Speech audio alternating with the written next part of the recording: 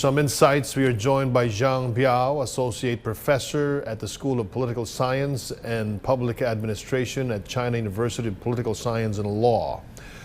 Xi Jinping says cooperation with Belgium has yielded fruitful results as he eyed further cooperation in both traditional and new areas. What measures should be taken by both sides to achieve this, Professor?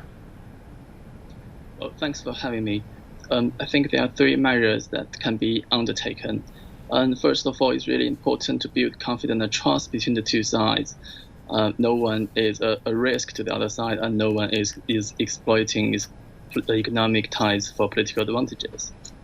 And second, it's really important to identify the key areas that can really boost cooperation between the two sides. For instance, transportation and biotechnology, as you have mentioned, but also aviation technology and space technology can be identified as another place where both sides can work on. And finally, it's really important to keep institutionalized meetings and dialogues ongoing. Meeting on a regular basis at the highest level is really crucial. China appreciates the Croo's open opposition to the decoupling of or severing of industrial and supply chains. Why should they resist decoupling, and how can they boost bilateral trade and investment? Well, I think decoupling is dangerous not only in itself by reducing economic contacts, but also by showing what we normally call a negative demonstrative effect to other fields. It may, for instance, reduce contacts in the people-to-people dialogue and reduce technology cooperation. So that's why decoupling is really important, not only in the economic sense, but also in the overall relationship.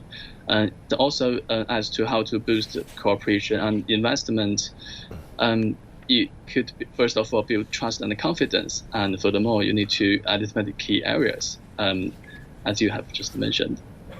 Both Xi Jinping and the Croo mentioned building bridges between China and Europe. What kind of cooperation do you think is needed? Well, I think the metaphor of bridge is really, really important. It's really illuminating. And I think President Xi and Prime Minister Croo are absolutely right in pointing out that China and Europe should build as many bridges as they can. I think the metaphor of bridge really carries a special meaning. If you are building a bridge, then the bridge needs to be stable, resilient to external shocks, and it also needs to be opening up rather than closing off. And so if you look at China-Europe relations through the lens of a bridge metaphor, then the bridge between the two sides should be very stable, strong, open, and mutually beneficial. Thank you for your time, Associate Professor Zhang Biao at the School of Political Science and Public Administration at China University Political Science and Law.